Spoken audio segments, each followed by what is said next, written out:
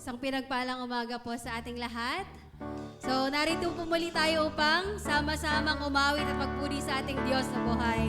In Matthew 28 verse 6, it says, He is not here, He has risen. So, ang sineselebrate po natin ay, ano po? Ang pagkabuhay. Pero ang Diyos po natin ay buhay noon, ngayon at magpakailanman. Amen? Let's celebrate that Jesus is alive. Let's praise the Lord. Hallelujah. Yes, we will celebrate you, Jesus.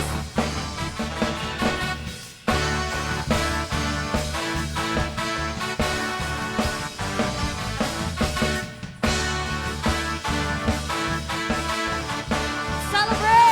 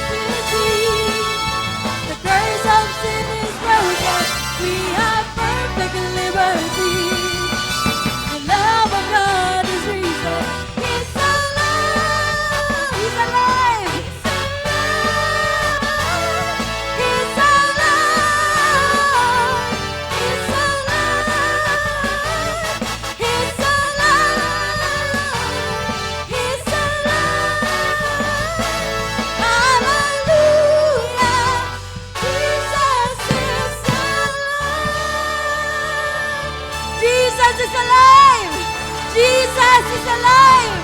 Jesus is alive! Yesterday, today, and forever! Hallelujah! Hallelujah to the King of Kings, to the Lord of Lords. You are alive forever. Panginoon, purihin ka. For death could not hold you down. Jesus, you have overcome the grave for us. And we thank you so much, Lord. Thank you for your love sa lahat, Panginoon, ng ginagawa mo sa aming buhay. We're so thankful and we're so grateful to you, Lord. Jesus, we praise you. Hallelujah.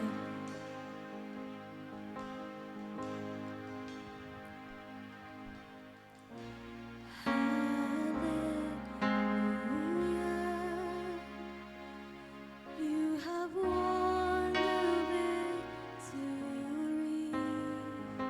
Jesus, we praise. Hallelujah. You have won it all for me. That could not hold you down. You are the risen King, seated in majesty.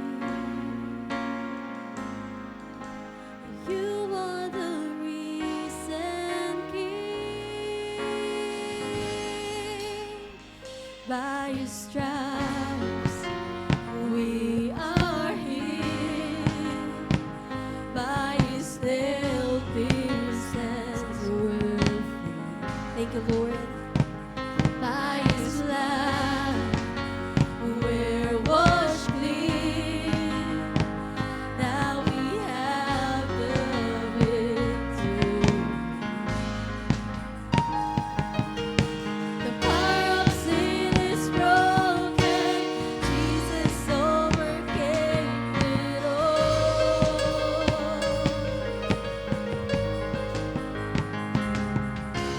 He has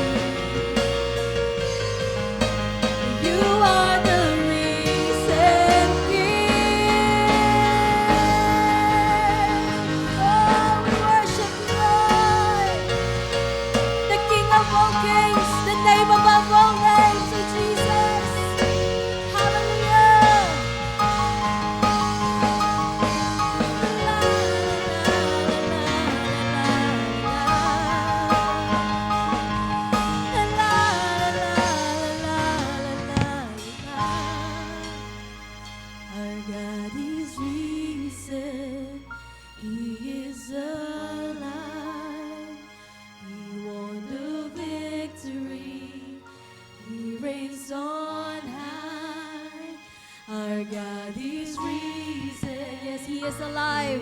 Is alive. He won the victory. He reigns on high. Our God is risen. Our God is risen. He is alive. He won the victory. He reigns on high. Our God is risen. He is alive. He won the victory. He reigns on high. Hallelujah. Hallelujah. You have won the victory. Thank you, Lord. Hallelujah.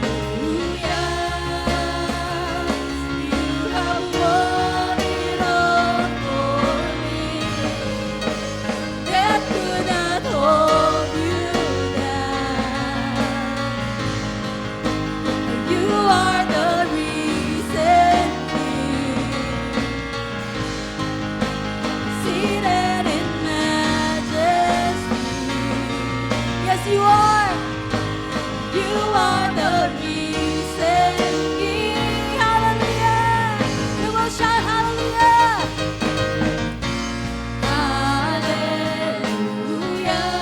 Hallelujah.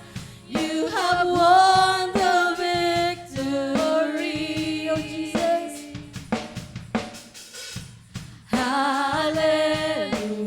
Hallelujah. You have won it all for me. Death could not hold you down. You are the risen King. You're seated in majesty, O Lord. Seated in majesty. You are the risen King. Hallelujah. Hallelujah.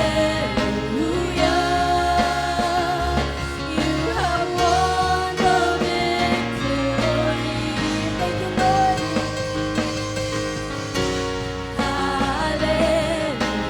Hallelujah. You have won it all for me. Death could not hold you down. You are the risen King, seated in majesty. You are the risen King.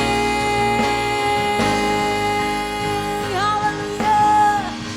Oh, you are great, O Lord. You are great and mighty. We thank you, Lord, for all you've done.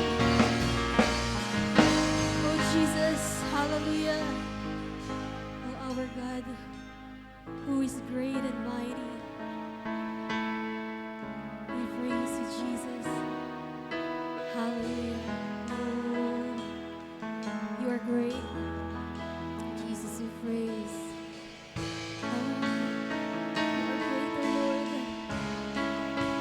We will worship you in spirit and in truth. Hallelujah, you deserve this praise. My God, how great you are. How great you are. My God. My God, how great you are. How great you are. The heavens are telling the earth how great you are.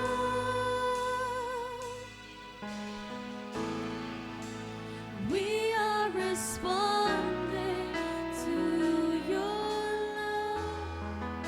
The oceans are rising and falling at your word, God. And we are responding to, Yes, you are great.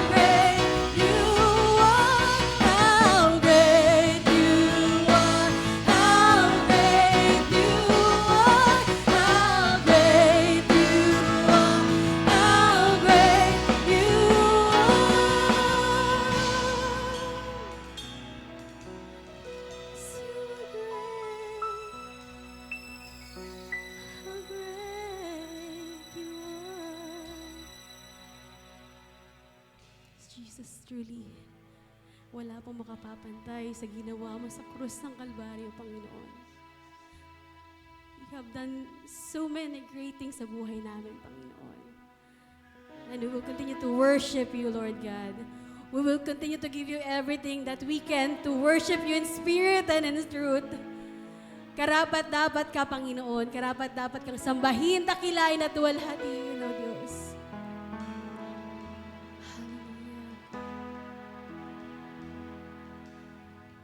My God, how great you are. How great you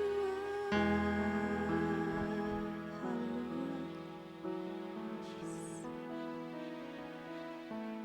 My God, how great you are.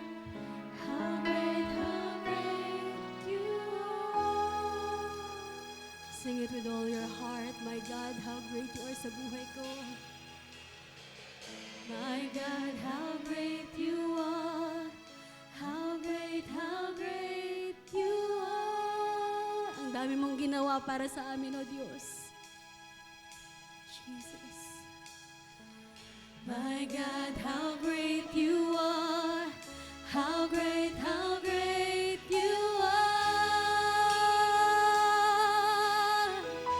Oh Jesus, my God. My God, how great you are. How great you are. How great you are, oh God. Oh Jesus. My God, how great you are. How great you are. Come on, worship the King of Kings. Oh Jesus, you are my God. My God, how great you are. How great you are. Dakila ka sa aming buhay, O Diyos. You are. My God, how great you are. How great you are. Hallelujah.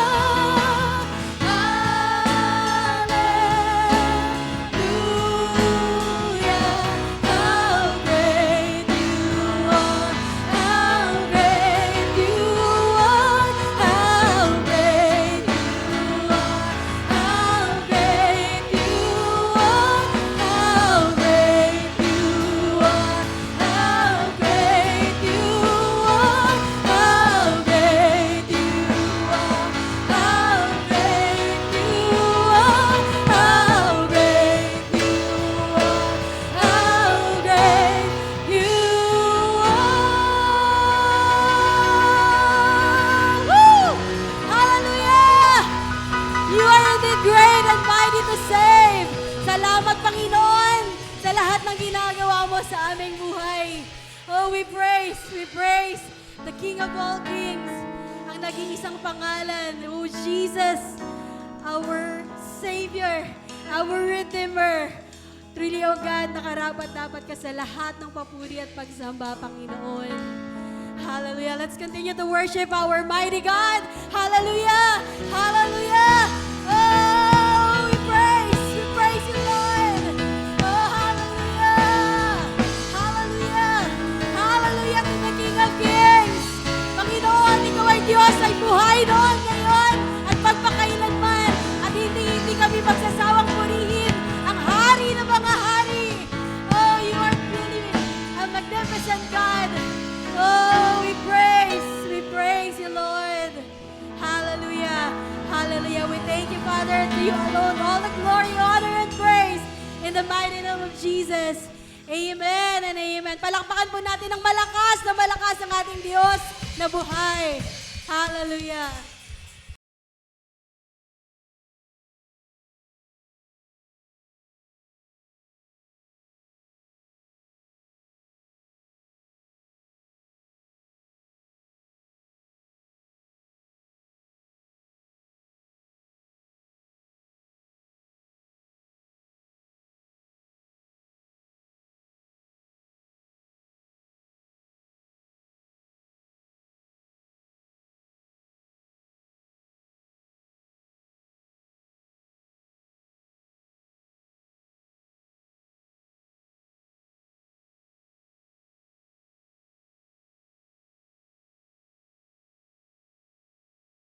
Magandang umaga sa inyong lahat.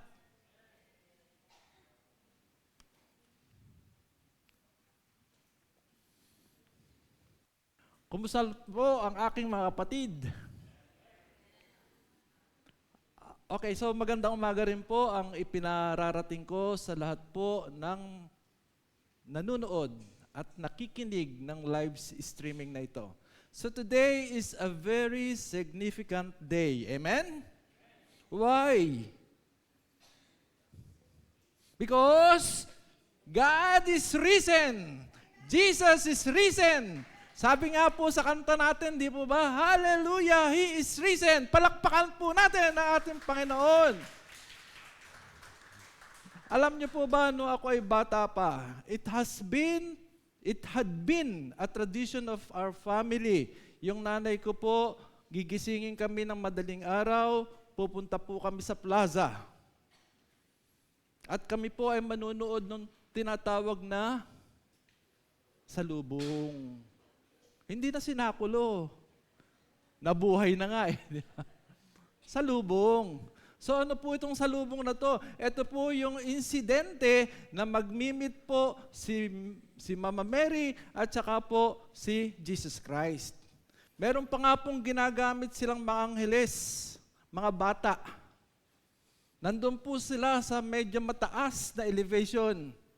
At pagdating po nung image ni Jesus na nakatakip po ng puting tela, yung pong mga angel na nandun sa taas, hihilahin po nila yung tela at mawawala po yung pagkakatakip ng image.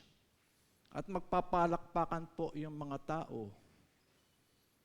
At nandito na po si Mama Mary para salubungin si Kristo. Yung po yung naging tradisyon po doon sa aming probinsya sa Batangas. Na habang pinag-aaralan ko po ang mensahe natin sa umagang ito, naalaala ko, nung kami ay mga bata pa.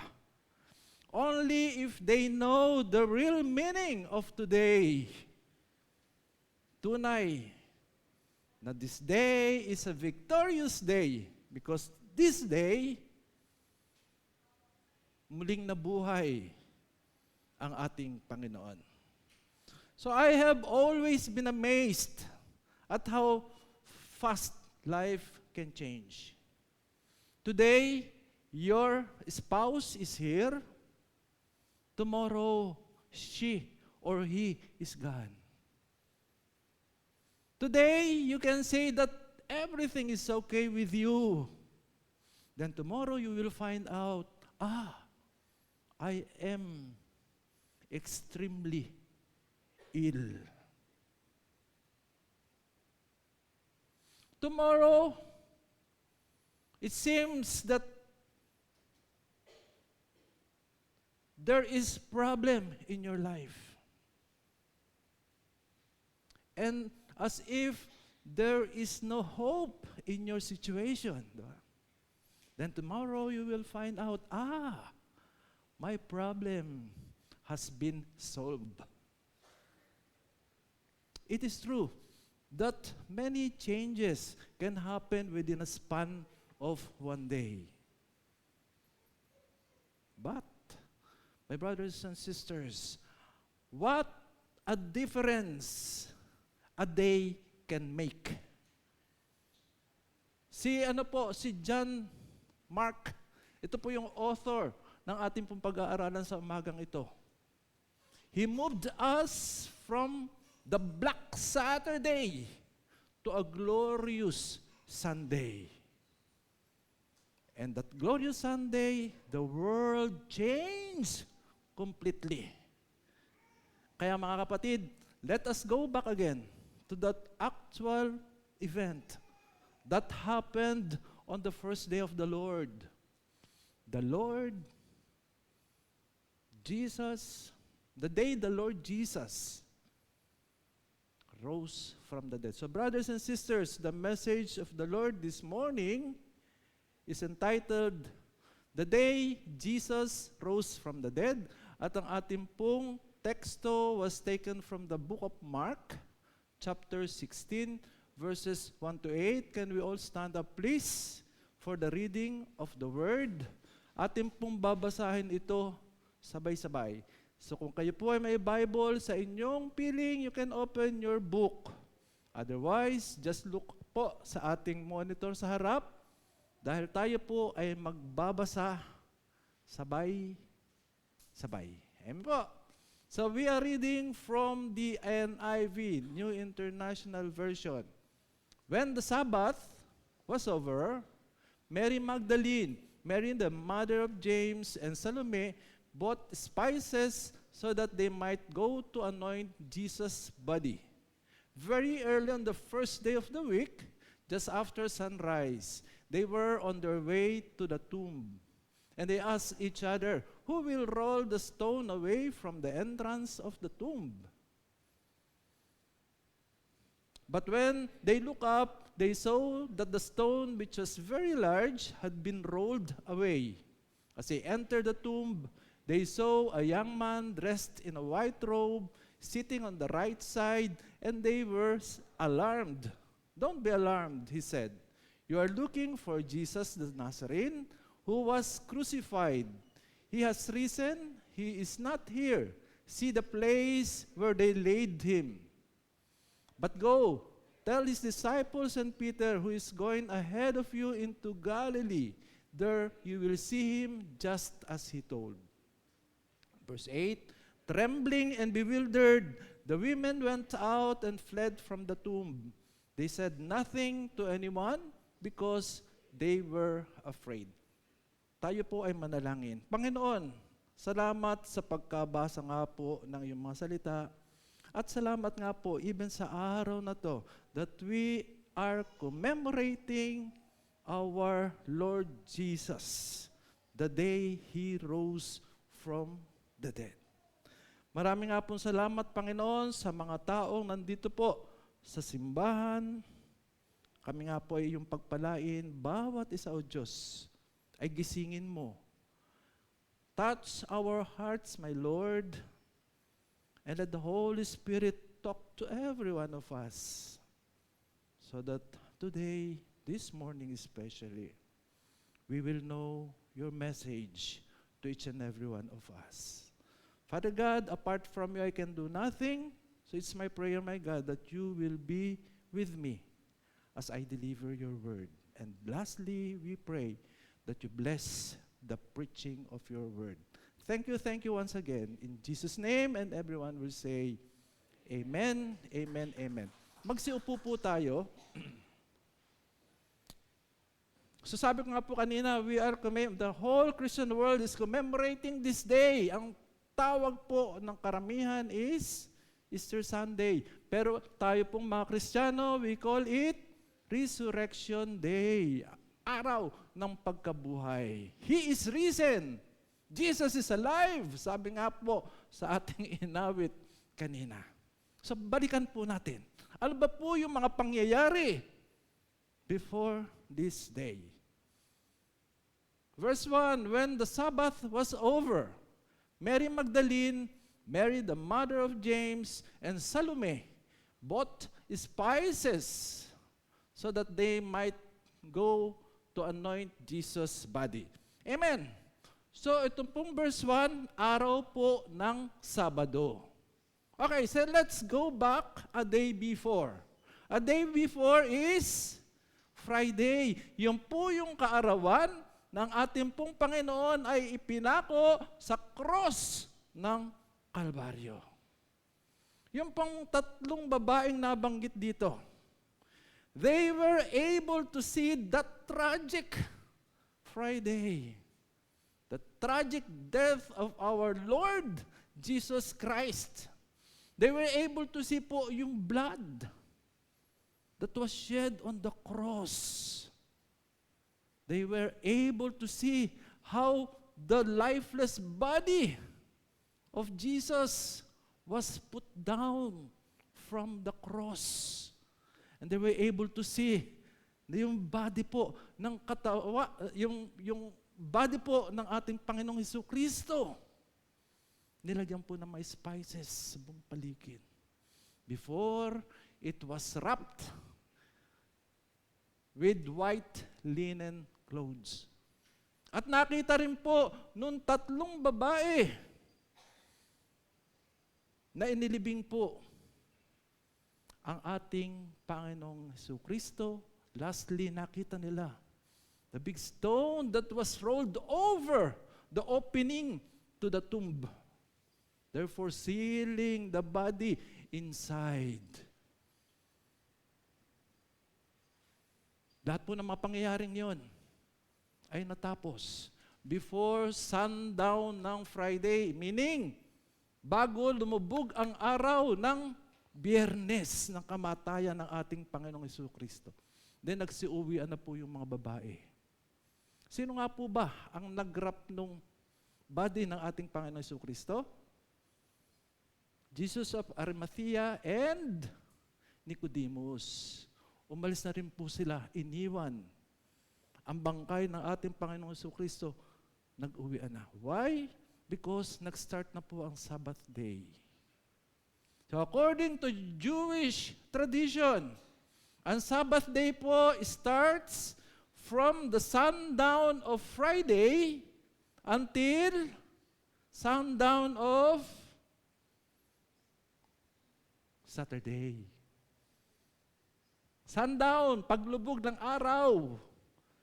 At kapag Sabbath na po, Jewish law prevents everyone from working. Hindi na po kayo pwedeng magtrabaho. Kaya nagsiuwian na po sila. Although marami pang dapat na gawin sa body ng ating Panginoong Jesucristo. Okay, so verse 1 na tayo. When the Sabbath was over, meaning nag-sundown na po ng Sabado. Si Mary po, yung tatlong babae, Mary Magdalene, Mary the mother of James, and Salome. Lumabas na po ng bahay. Pwede na silang lumabas ng bahay. Pwede na silang magtrabaho kasi tapos na ang Sabbath. Pumunta po sila ng palengke. Bakit? Upang mamili ng isda. Hindi po isda, spices. Bakit? Bibili ng spices, lulutuin ba nila? Lulutuin ba nila ang katawan natin, Panginoon? No. Ang sabi po dyan, to anoint Jesus' body. So, paano, bakit i-anoint pa eh? Covered na nga siya, di po ba? So, ang gagawin lang po ng tatlong babae is to apply yung spices na yon na parang ginagamit ng perfume to mask the decomposing smell. Alam niyo naman, di ba? 24 hours, yung patay po, nag-i-start ng mag-decompose. Umaamoy na po. So, yan lang po ang gusto nilang gawin. Their desire is to go to the tomb the next morning and perform one final act of love and service to the Lord Jesus. Tayo mga kapatid, hello. Are we the same? Katulad po ba tayo ng tatlong babae na pinakikita rin po natin sa Panginoon out of our love of Him? That act of love and service? Oh, wala lang. Namumuhay lang tayo, normal. Pero po yung tatlong babae, Even though that time talagang very, very tense ang situation. Bakit? Sapagkat yung mga mananampalataya ni Kristo, nangangatakot. Dahil akala nila pati sila ay uhulihin at ipapako sa krus. Pero, praise the Lord, sa tatlong babaeng ito, ang tatapang nila. Because of their desire to show that one final act of love and service to the Lord. Kaya nga ang tanong katulad po ba tayo ng tatlong babae? Pinakikita rin natin ang pagmamahal sa ating Panginoon? Hello? Walang sumasagot. Amen! Verse 2, very early on the first day of the week, just after sunrise, they were on their way to the tomb. Noong pong kapanahonang yon, ang mga Israelita po ay nagigising before sunrise. This is exactly mga 5:30 in the morning. Pero ito pong tatlong babaeng to could have waken up very early. Bakit? Kasi yung mga spices na pinamili nila, kukolektahin pa po nila yan. And from their house sa Bethany, they will walk to the tomb just outside the city of Jerusalem with a distance of around mga 2 miles, 3.2 kilometers.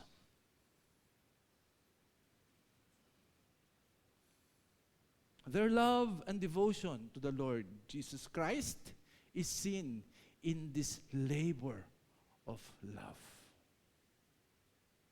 Balikan ulit natin ating mga sarili. Gumigising po ba tayo ng umaga? Para ipakita lang po natin yung devotion natin sa ating Panginoon? Hello? O harok pati mga pit natin.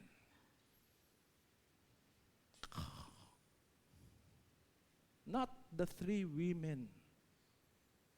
Dahil sa pag-ibig nila at sa debosyon nila sa ating Panginoon. They have to wake up very early in the morning. They have to walk that distance para lang ipakita yung labor of love. What a wonderful example to every one of us, mga kapatid. Ano bang ginagawa natin para sa ating Panginoong Jesucristo?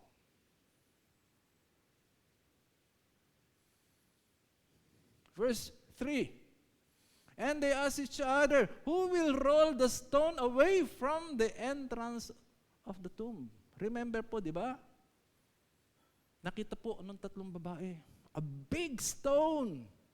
Sabi nga po sa ng mga Bible scholars, that stone could have weighed 1,000 pounds.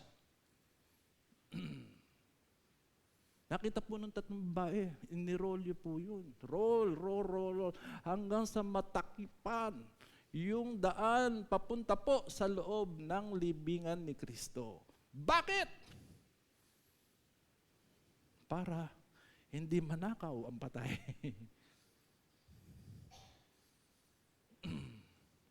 So, naglalakad po sila, andun yung takot nila. Andun yung pag-aalala nila, andun yung doubt nila, paano natin bubuksan ang pinto, paano tayo makakapasok sa loob para makita natin at mapuntahan natin, mahawakan natin, ma-anoint natin yung body ni Jesus Christ. Hello?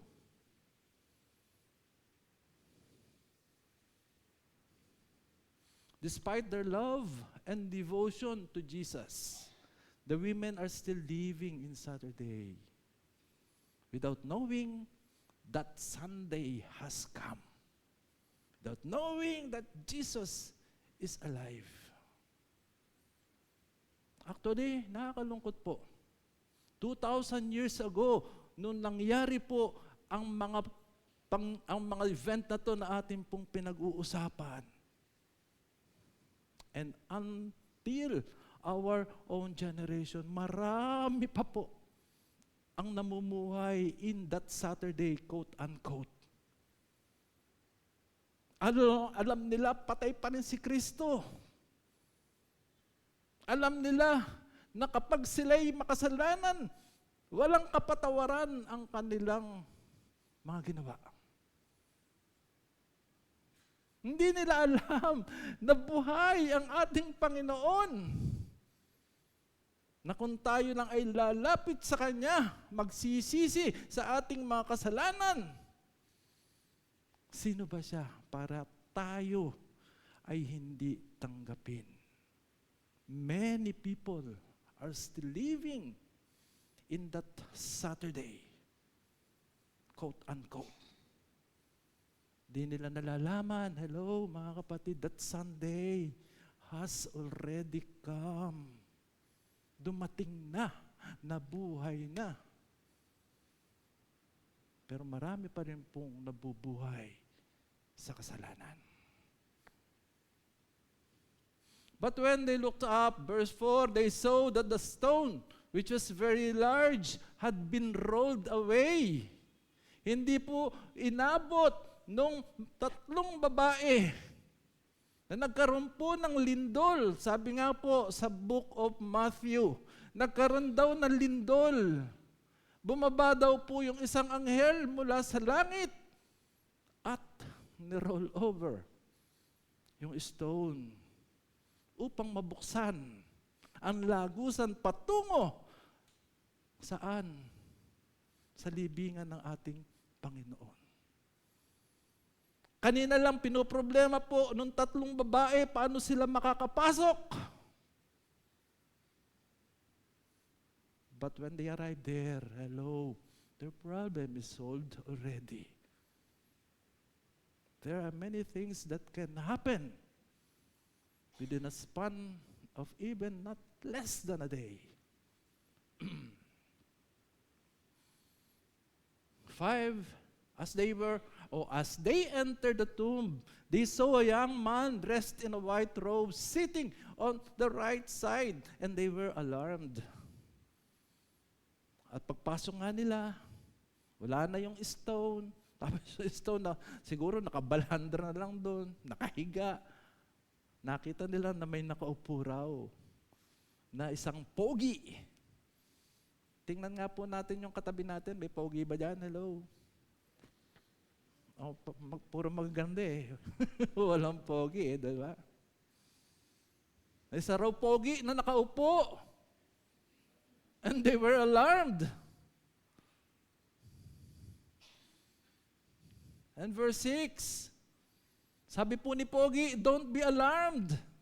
Ang tanong ko, kayo ba kapag nakakita kayo ng anghel, anong mararamdaman nyo? Ha? Tatakbo kayo?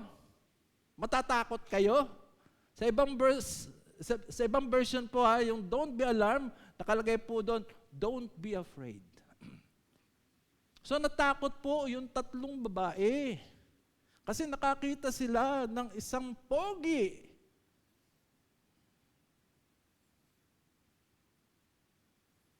Kaya nga tanong, pag nakakita ba tayo ng isang anghel, ano bang ating gagawin? Siguro matatakot tayo dahil baka iniisip natin, baka mamaya kukunin na tayo ng Panginoon. Amen or no amen? Pero sabi ng anghel, don't be afraid. Don't be alarmed. A message of peace. There is nothing to be afraid of. Wala kayong dapat na ikatakot. Same message to every one of us. Do not be afraid. You are looking for Jesus. Yan yung first message po na narinig nila kay Pogi, kay Anghel. Second, you are looking for Jesus the Nazarene who was crucified. Para bang sinasabi ng anghel sa tatlong babae, alam ko kung bakit kayo nandito. Kasi gusto niyong makita si Kristo. Oo, totoo yung mga pangyayari kahapon.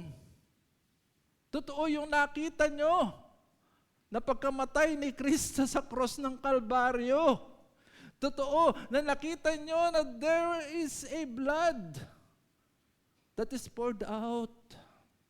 Totoo na nakita nyo na ibinaba yung katawan niya, inilibing.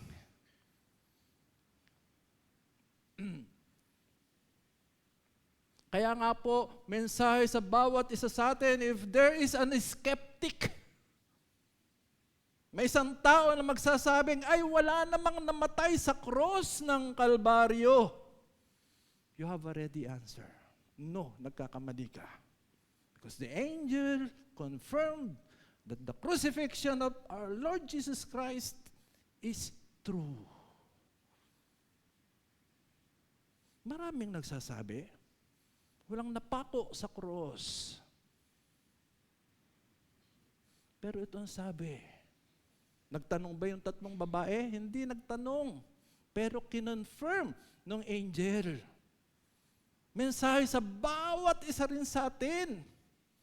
Na kung meron mang magsasabing na walang namatay, walang napako, may napako.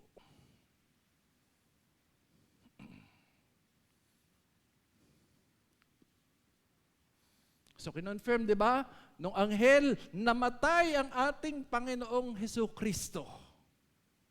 But the good thing, hello, after 3 days, He arose again from the dead. Sabi diyan, He has risen. He is not here. Mensahe sa bawat isa sa atin. Namatay nga ang ating Panginoong Jesucristo, pero yung kanyang kwento, hindi namatay. He did not die forever.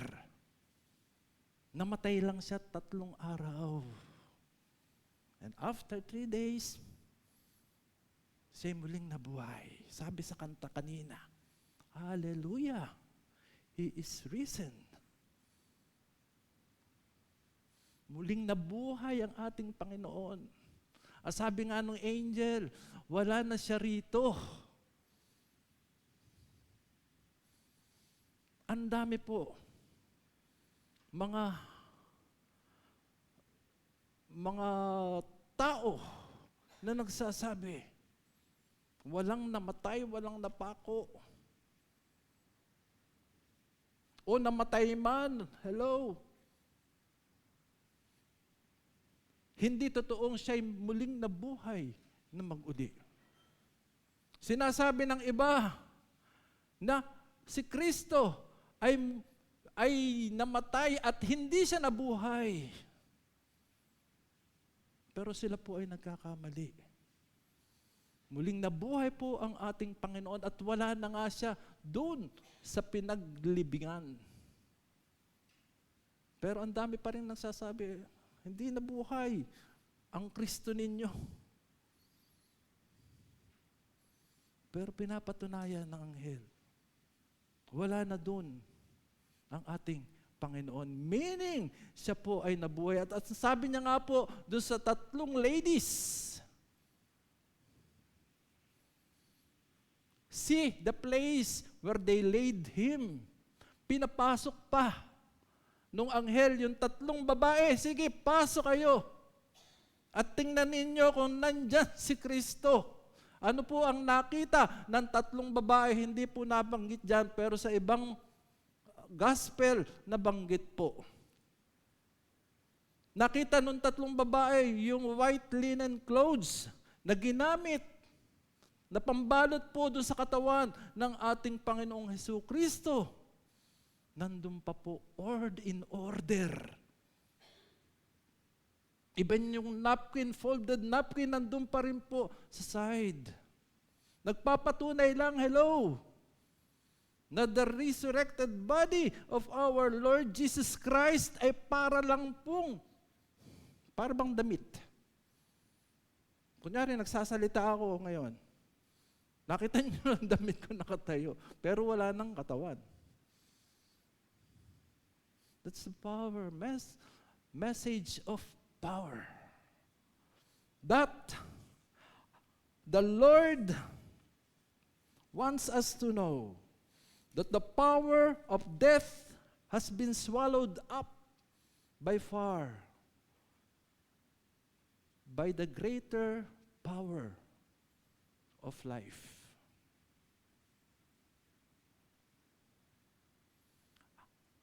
Power of the resurrection. Marami pong mga pangyayari sa buhay ng tao na nagkaroon ng pagbabago.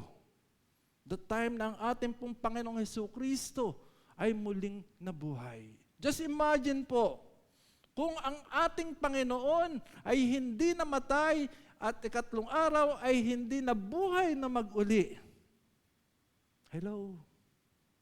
Wala pong kabuluhan ang ginagawa natin ngayon. Wala pong kabuluhan ang pagpipreach ng mga pastors, ng mga preachers.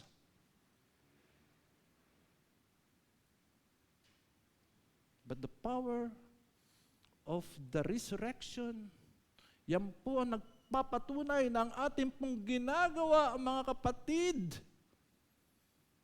ay may katotohanan, may kabuluhan. Kaya nga ang sabi ko kanina, kung nalalaman lang ng mga taong nanonood ng pasalubong,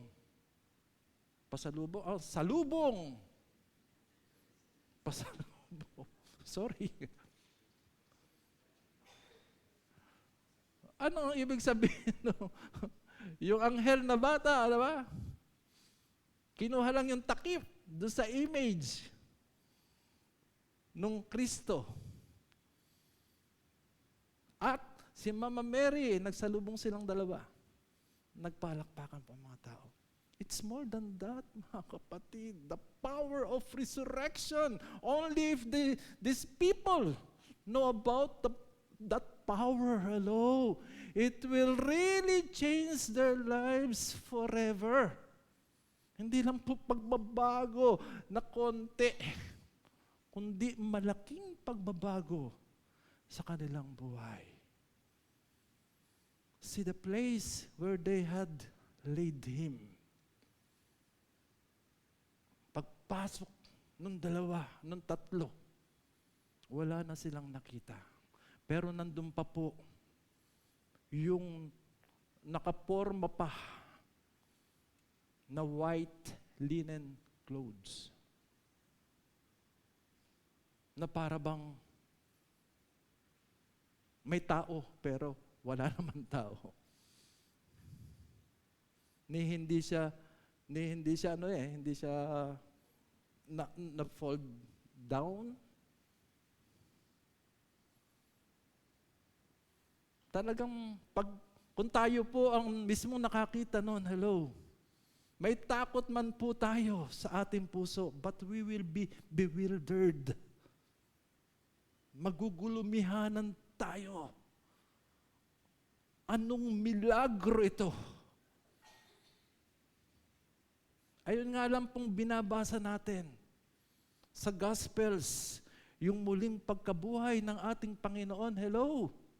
Diba parang there is something? Hello? O baliwala lang? Parang nagbasa ka ng comics. Kikilabutan ka sa mga word na ginamit po nung 4 na gospel writers. Hindi po sila nagkopyahan, ha? Hello? Pero iisa lang po ang kanilang sinasabi. Walang opposing ideas. Pareho pong nagkukwento ng isang bagay na tunay na nangyari. Palakpakan po natin ang ating Panginoon. Hello! Remember, Jesus is risen. Jesus' victory over death. Sabi sa kanta kanina, He has won it all, di ba? Won it all for every one of us. Bagay na dapat nating ipagpasalamat. Bagay na dapat nating ipagbunyi. Dapat na dapat nabigyan po natin ng halaga sa buhay natin. Amen. Verse 7. But go, tell his disciples and Peter, he is going ahead of you into Galilee. There you will see him just as he told you. Nag-continue po si Pogi. Sabi doon sa tatlong babae, but go, tell his disciples and Peter. Yan. Binigyan po sila ng message of command. Ipagsabi ninyo ang inyong nakita sa mga disciples. Parang ang special mention din si Peter, di ba? Sa dami-dami ng disciples ni Kristo, ba't si Peter lang nabanggit dyan?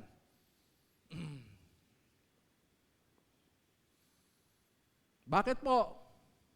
Dahil gustong ipabatid ng ating Panginoon na kahit 3 beses na dininay ni Peter si Kristo,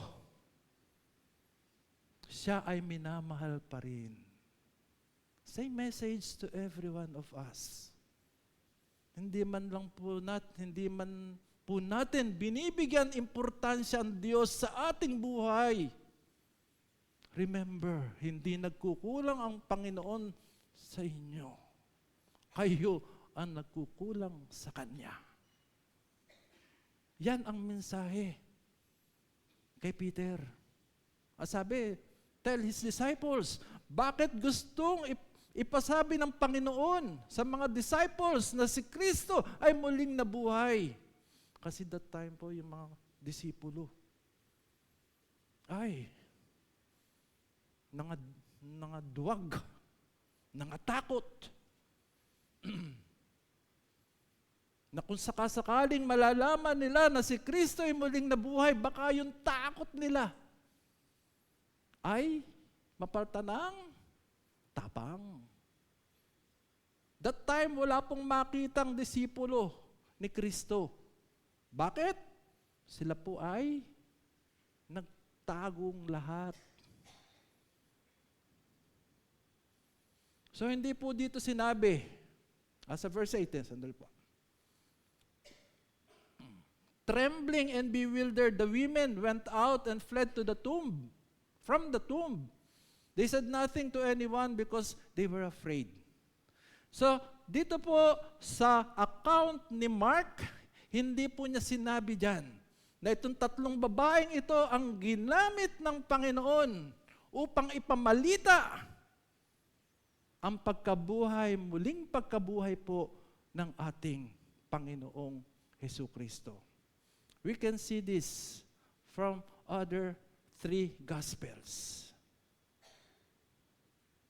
Sa John, di ba? Nagtatakbo daw ang mga babae at pinuntahan ang mga disciples at ikinuwento yung kanilang nakita. Pero nung nangyari po, naniwala ba agad yung mga disciples? Hindi. Nagpuntahan pa doon sa libingan. At nung makita nilang wala talaga ron si Kristo, saka lang po naniwala. Kaya nga, di ba, napaka-importante ng sabit po sa Bible.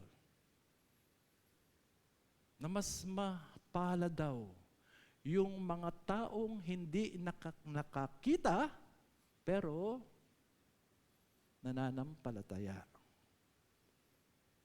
Ganun po ba tayo, mga kapatid? So, mas mapalad tayo kaysa kanyang mga disipulo. Amen? Palakpakan po natin ang ating mga sarili.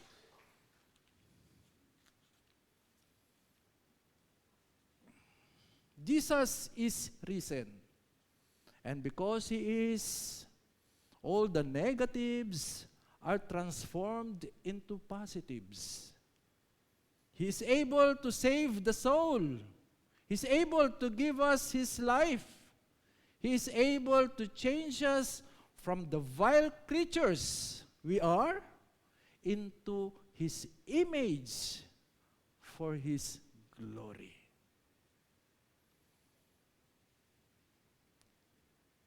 missing body. That missing body has always been impossible for the skeptics to overcome. His body was missing because he was alive. Talagang hindi na nila makikita yung body doon sa Campo Santo. Doon sa libingan. Kasi, nabuhay na siya eh. Ba? Jesus walked out of that tomb that morning in eternal victory over death and the grave. Dapat na ating pong bigyan ng pansin, bigyan ng importansya sa buhay natin. Yung 3 babae, akala nila hindi sila makakapasok because they cannot roll over the stone. Ang bigat nun. Para mabuksan po yung papunta doon sa Campo Santo. But God was about to use the 3 women to roll countless stones away from the hearts of millions. Natotoo naman pong nangyari, di po ba? Dahil sa kanilang 3, nabalita po yung muling pagkabuhay ng ating Panginoong Jesucristo na until our generations now. Marami pa pong tao, milyon-milyon tao ang nakakarinig na si Kristo ay muling nabuhay at sino mang makasalanang lumapit sa Kanya at humingi ng kapatawaran, siya'y bibigyan ng kapatawaran at buhay na walang hanggan. Palakpakan po natin ating Panginoong Jesucristo. Conclusion. That is the day Jesus rose from the dead. That is the day of resurrection. It has the power to roll stones away in our lives. Ano po itong stones na to sa buhay natin? Ang mga kasalanan po natin. Mga bagay na hindi po kaaya-aya sa Panginoon. The power of resurrection can roll stones away in our lives. It has the power to deliver us from the Saturday, quote unquote, of our death. It has the power to allow us to live in the Sunday, quote unquote, of His victory. Amen po ba, mga kapatid? Palakpakan po natin ang ating Panginoon. And God bless every one of us. Can we all stand up, please? Father, maraming nga pong salamat. At minsan pa, muli mo nga po kaming ni-remind that today is no longer Black Saturday. That today is already Sunday, Sunday of your resurrection. Sunday that is glorious. That Sunday that changed the world forever. That Sunday that changed every one of us for your glory. Panginoon, alam mo kung amin lang pong isa sa buhay, isa sa puso ang pinag-aralan namin sa umagang ito. This will encourage us, O God, to love you more. This will encourage every one of us to have faith in you all the more. Pero minsan, O Diyos, kami nagkukulang. Lagi namin binabalikan itong Black Saturday na ito. Nagari pa rin po kaming gumagawa ng mga kasalanan, mga bagay na hindi po katanggap-tanggap sa iyo.